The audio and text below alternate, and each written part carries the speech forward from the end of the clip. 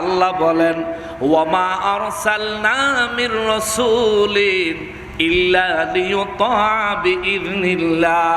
আমি রব্বুল আলামিন আমার রাসূলদেরকে পাঠাইছি, আমার নির্দেশ হলো তোমরা আমার রাসূলদের আনুগত্য করবা, গোলামি করবা। চিৎকার দিয়া বলেন সুবহানাল্লাহ। রাসূল পাঠাইলেন আমার আল্লাহ আনুগত্য করার জন্যে, রাসূল পাঠাইলেন আমার আল্লাহ গোলামি করার জন্যে। বলবেন হুজুর আনুগত্য আর গোলামি তো এক নয়। আনুগত্য শব্দ বাংলা, গোলামি হলো আরবি। আমি সব ভাইঙে দিচ্ছি। কালকে পিছনে পিছনে কিছু লোক কথা কই না, আমি জানি এখানেও আছে। আপনি পিছনে কথা বলার সুযোগ আমি রাখবো না, আপনি একটু বসেন, প্রত্যেকটা কথার সমাধান দিব ইনশাআল্লাহ। এরপরেও যদি আপনার মনে প্রশ্ন থাকে একটু অপেক্ষা করেন, মুনাজাতের আগে আমি টাইম দিব। আপনি আমাকে বলবেন হুজুর এই জায়গায় বুঝি নাই, আমি আবার বুঝাবো। না অসুবিধা আছে? আমরা কি ঝগড়া চাই? আমরা সমাধান চাই, ঠিক কিনা বলেন? আমরা ঝগড়া চাই না। গোলামি শব্দটা আরবি, আনুগত্য শব্দটা বাংলা। তাইলে আমি এখানে গোলামি এবং আনুগত্য বললাম কেন? যদি গোলামির অর্থ নেন, গোলামি শব্দের অর্থ হলো এমন ভাবে আনুগত্য করা, এই আনুগত্যের বাইরে তার আর কোনো কাজ নাই। গোলাম যদি আপনি রাখেন, গোলামের কাজ হলো আপনি তাকে যা নির্দেশ দিবেন সে তার উপর আমল করবে, ওই কাজটাই করবে, কিছু বেশিও করবে না, কিছু কমও করবে না, ঠিক কিনা? কথা বলেন ঠিক কিনা? গোলামের কাজ হলো যা নির্দেশ হবে তা করবে, যা করতে নিষেধ করা হবে তা বাদ দিবে, যতটুকু করতে বলবে ততটুকুই করবে। এইবার আমার রাসূল সাল্লাল্লাহু আলাইহি ওয়াসাল্লামের ক্ষেত্রে আনুগত্যের কথাটা আমি গোলামির অর্থে কেন নিলাম? কারণ হলো আমার আল্লাহ কুরআনুল কারীমে আরেক জায়গার মধ্যে আল্লাহ বলেন, বিসমিল্লাহির রহমানির রহিম, মা আতাকুমুর রাসূলু ফাখুযুহু ওয়া মা নাহাকুম আনহু ফান্তাহু। আমার রাসূল তোমাদেরকে যা করার নির্দেশ দেয় তোমরা তা করো, যা করতে নিষেধ করে তোমরা তা বর্জন করো। চিৎকার দিয়া কোন আল্লাহু আকবার। কথাটা কার? জোরে বলেন না কার? কথাটা কার? আল্লাহ কয় আমার রাসূল যা করতে বলে, যা করতে নির্দেশ দেয় তোমরা তা করবা। আল্লাহ কয় আমার রাসূল যা করতে নিষেধ করে তোমরা তা বর্জন করবা। ও মুসলমান, কিছুক্ষণ আগে আমি গোলামের ব্যাখ্যা দিয়েছি। গোলামের ব্যাখ্যা হলো যা নির্দেশ দিবে তা পালন করবে, যা করতে নিষেধ করবে তা বর্জন করবে, যা যতটুকু নির্দেশ দিবে তা ততটুকুই করবে, বেশিও করবে না, কমও করবে না। এইটা যদি গোলাম হয়। আরে গোলামের ব্যাখ্যা তো আমার আল্লাহ নিজে কুরআনুল কারীমে বলে দিয়েছেন। আল্লাহ কয় ওয়া মা আতাকুমুর রাসূলু ফাখুযুহু ওয়া মা নাহাকুম আনহু ফান্তাহু। সূরা নিসার 64 নম্বর আয়াতে আল্লাহ কয় রাসূল পাঠাইছে আনুগত্য করার জন্য। আনুগত্যটা কেমন হবে? রাসূল যা করতে নির্দেশ দিবে তা করবা, যা করতে নিষেধ করবে তা তোমরা বর্জন করবা।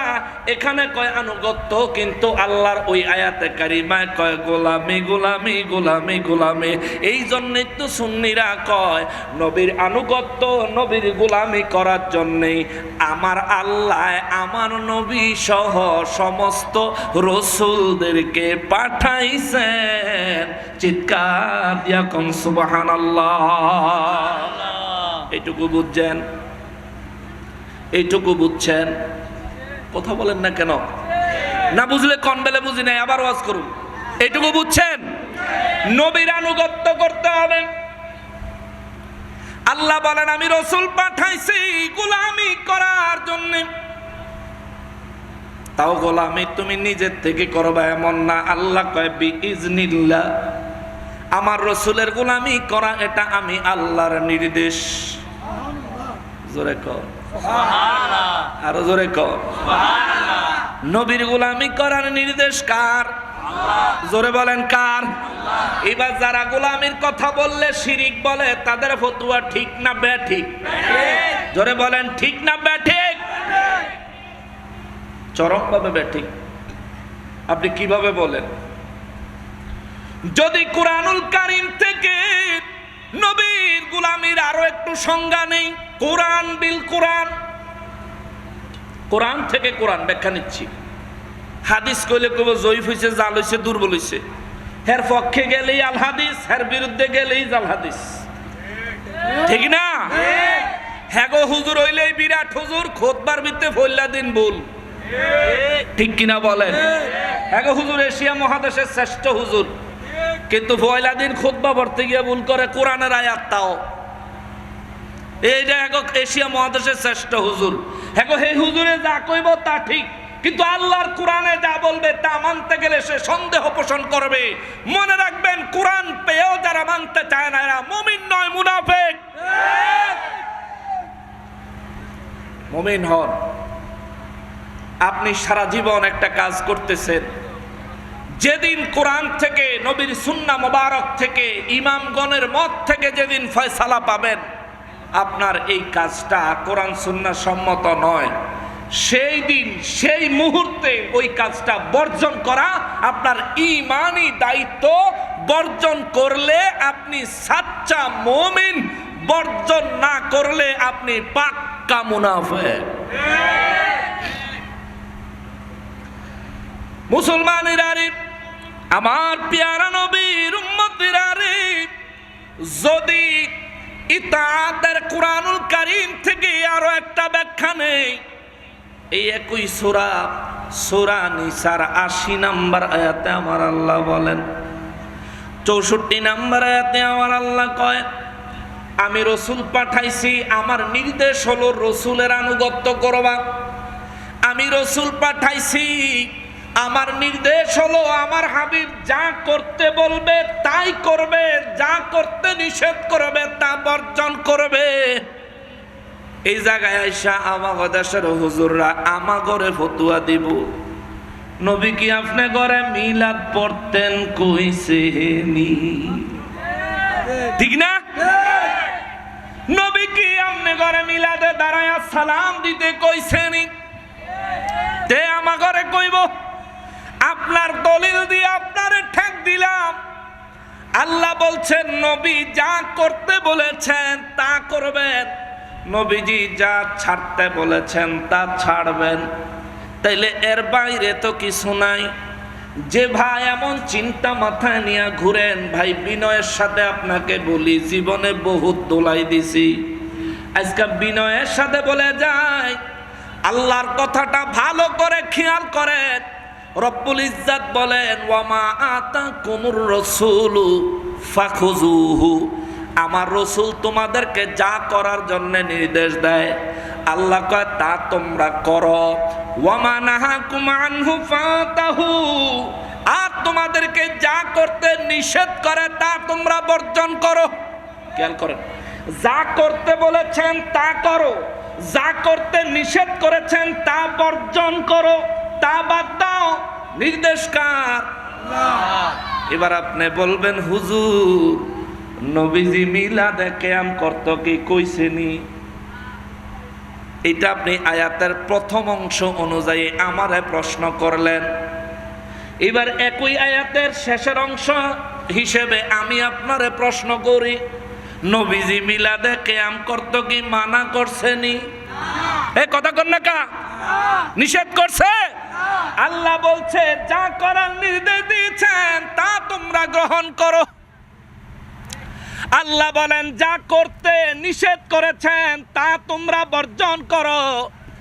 এবার আপনি আমারে দলিল দিবেন মিলাদে কিয়াম করতে নবী বলেছেন কিনা। যদি না বলে থাকেন আপনারা দাঁড়ান কেন?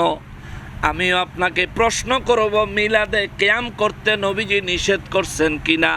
যদি নিষেধ করে না থাকেন তাইলে আপনি বিরোধিতা করেন কেন? ঠিক কিনা বলে? যদি নবী নিষেধ না করে থাকেন তাইলে আপনি বিরোধিতা করবেন কেন? তাইলে এটার ফয়সালাটা কি হবে? নবীজি নির্দেশ দেন নাই বিদায় যদি আপনি নিষেধ করেন, আপনি তো নিষেধ করার কেউ না।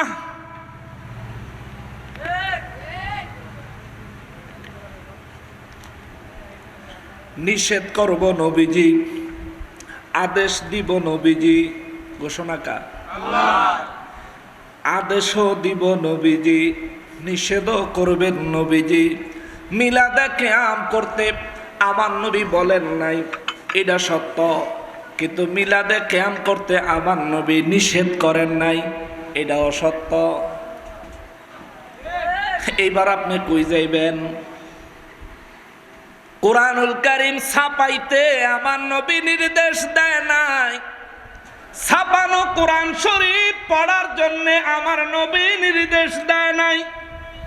আপনি পড়লেন কেন? বাজার থেকে টাকা দিয়া কোরআন কিনলেন কেন? বাজার থেকে টাকা দিয়া কোরআন শরীফ ছাপানো কিনলেন, তাইলে বুঝেন আমরা যদি মিলাদে দাঁড়ায়া নবীরে সালাম দেই, এটা যদি বেদাত হয়, এটা তো ফ্রি। ছাপানো কোরআন শরীফ আপনি তো বেদাত টাকা দিয়া কিনে আনছেন। আপনি টাকা খরচ করে বেদাত কিনে আনছেন। কিন্তু আমি প্রথমেই বলেছি কোরআনুল কারীম ছাপানো বর্তমানে বিদআত হলো, বিদআতে ওয়াজিবা হয়ে গেছে, নাহলে আস্তে আস্তে কোরআন বিলীন হয়ে যাবে। হাদিস শরীফের কিতাবগুলি ছাপানো বিদআত, কিন্তু বিদআতে ওয়াজিবা হয়ে গেছে। এগুলো যদি বন্ধ করে দেয় ইসলামী শিক্ষা আস্তে আস্তে বিলীন হয়ে যাবে। অতএব পাগল হইয়া যায়েন না, খালি মিলাদের কিয়ামের বিরুদ্ধে ফতুয়া লাগানোর লাগিয়া, বেদাত বেদাত চিৎকার দেওয়ানোর লাগিয়া পাগল হইয়া যায়েন না ভাই। আমরা মিলাদে কিয়াম করি আপনার বাবার সম্পদ দখল করার জন্য না, দয়াল নবীজিকে একটু তাজিম করার জন্য। আমরা মিলাদে কিয়াম করি আপনাকে আঘাত দেওয়ার জন্য না, আল্লাহ এবং তার রাসূলকে খুশি করার জন্য। ভাই এটাই। আপনি যে পড়েন না, আমরা কোনোদিনও আপনারে জোর করি না, ঠিক কিনা বলেন? আপনি যে পড়েন না, আপনাকে কোনোদিনও আমরা জোর করি না। আপনি যেমন 2-4-5 জন লইয়া সমাজে জোর দেখাইতে চান, ইচ্ছা করলে আমরাও কিন্তু পারি, কিন্তু দেখাই না। কেন জানেন? আপনাদেরকে আমাদের সমকক্ষ মনেই করি না। লাগমু তো এমন বেড়ার লগে, যে বেড়ার লগে লাইগা হারলেও ইজ্জত থাকে। ছাগল ফাগলের লগে লাইগা কোনো লাভ নাই। ও ভাই, আমি তো আপনাকে জোর করি না, তাইলে আপনি আমাকে এটা বাদ দেওয়ার জন্য এমন জোর করতেছেন কেন? আপনি তো রসুল না, আল্লাহ তো আপনাকে এই দায়িত্ব দেয় নাই। আল্লাহ এই দায়িত্ব দিচ্ছেন রসুলকে। কি? ওয়ামা আতাকুমুর রাসূলু ফাখুযুহু, আমার হাবিব যা করতে নির্দেশ করেছেন তোমরা করো। ওয়ামা নাহাকুম আনহু ফান্তাহু, আমার হাবিব যা করতে নিষেধ করেছেন তা তোমরা বর্জন করো। এই আয়াতের প্রথম অংশ দিয়া যদি আপনি আমার দিকে বিদআতের আঙ্গুল তোলেন একটা, আমিও আপনাকে বলবো আপনার দিকেই বিদআতের আঙ্গুল 3টা। মসজিদ টাইলস করলেন কেন? মসজিদে এসি লাগাইলেন কেন? মসজিদে ফ্যান লাগাইলেন কেন? মসজিদে বিদ্যুতের লাইট ব্যবহার করলেন কেন? মসজিদে তো জাঁকজমকপূর্ণ করলেন কেন? ইমামতি কইরা মাস শেষে বেতন নিলেন কেন? মাদ্রাসার শিক্ষকতা করে মাস শেষে বেতন নিলেন কেন?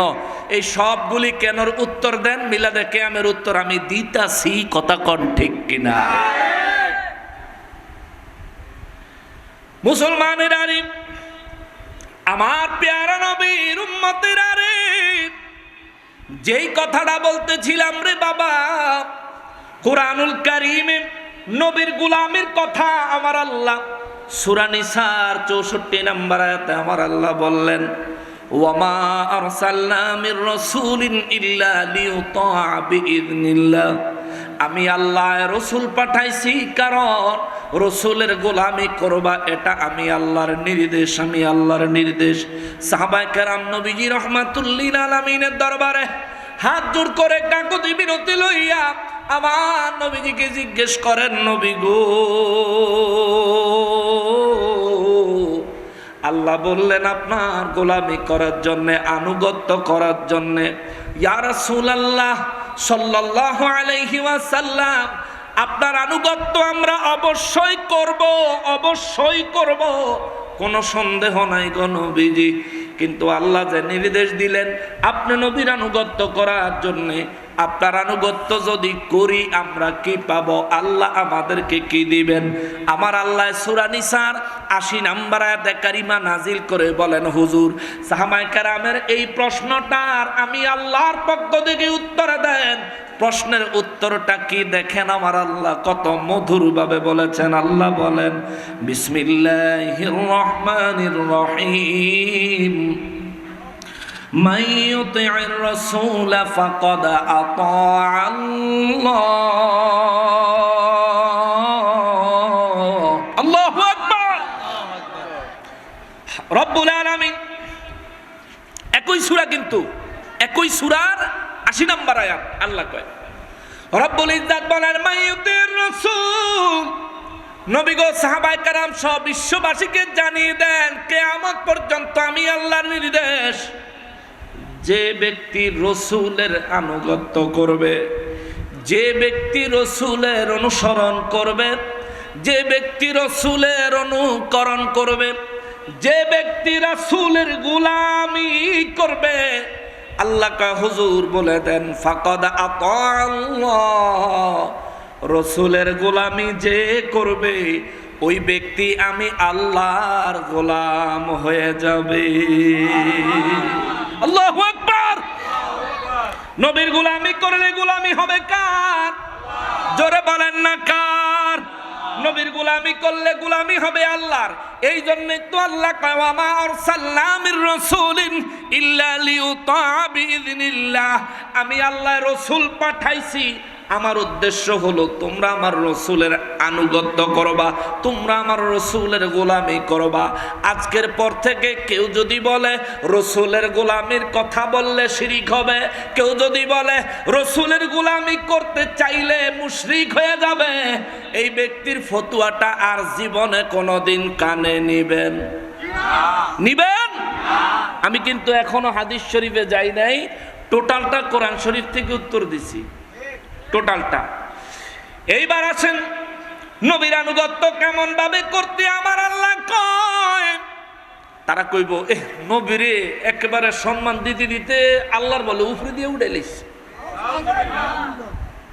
হায় রে মানুষ, এই ব্যাক কলের তো একটা ক্লাস আছে, তুমি একেবারে ক্লাস ছাড়া ব্যাক কল। আল্লাহর আবার উপরে দিয়ে উড়াই কেমনে? আল্লাহর কি কোনো সীমানা আছে? আল্লাহ তো অসীম। আল্লাহ কি? কথা বলেন না, আল্লাহ কি? তাহলে আপনি যে বললেন আল্লাহর উপরে দিয়ে উড়াইলেছে, আপনার কথাটা শিরিক, এটা মুশরিকি বাক্য, ঠিক কিনা বলেন? আরে নবীজিকে যত তাজিমি করা হয় না কেন, যত সম্মানী দেওয়া হয় না কেন, রব্বুল ইজ্জতের চাইতে অধিক কখনোই হবে না, ঠিক কিনা বলেন? তুমি কিসের সাথে কি মিলাও মিয়া? যার বগলের তলায় সুটকি, হেবেড়া যেন যায় হেনই সুটকির গন্ধ পায়। নিজের চরিত্রে শিরিক আর শিরিক, শিরিক আর শিরিক। এই জন্য সুন্নিদের আমল আকীদার মধ্যে তুমি গিয়ে শিরিক খোঁজো ভাই। এই শিরিকের চশমাটা হালাইয়া নবীর মহব্বতের চশমা লাগাও, ঠিক কিনা বলে? প্রেমের চশমা লাগাবে না। আল্লাহ এই সৃষ্টি জগৎ সৃষ্টি করেছেন নবীর প্রেমে, প্রেমে, প্রেমে, ঠিক কিনা বলেন? ফতুয়ার লাগা না, প্রেমের কারণে। ওরে নূর নবী বানাইলো আল্লাহ প্রেমের কারণে, নূর নবী বানাইলো আল্লাহ প্রেমের কারণে, প্রেমের ডুরি বান্দরে মন মদিনার শনে, ঠিক কিনা বলে? মুসলমানের আরে নাচ শোনাইতে ইচ্ছা করে, আমারও গাইতে মজা লাগে, কিন্তু যেই জিনিস ধরছি এটার আবার ভালো করে এই কোনা কাঞ্চি মাইরা ফিনিশিং দিয়া না গেলে কালকে অনেকেই আমার গাইল দিব। এমনি এক বাজারের কাছে শুনলাম, কেডা বলে আমার মারে তুললে বলে গাইল দিছে, আমি আইব দেখা।